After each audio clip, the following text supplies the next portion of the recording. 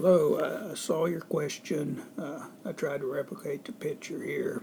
You want to find this area given the z-score is 0.83. There's multiple ways to do that. One way is with this table here. This is table 4 in A17. It's in the appendix. So I just look up, 0.8 and 0.3. I just cross those two numbers and I get this 0.7967. Get that number. The total area under the normal curve is 1. Okay, the total area under normal curve is 1. The area to the left here,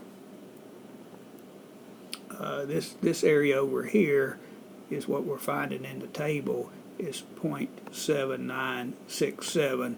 Is what, if you look at this picture up here, I mean, that's what indicating this table gives you the area to the left of the z-score of 0.83.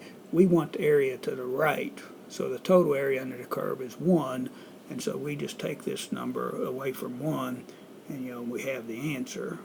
Now you can use StatCrunch or a calculator to do this instead of the table. They may be preferable.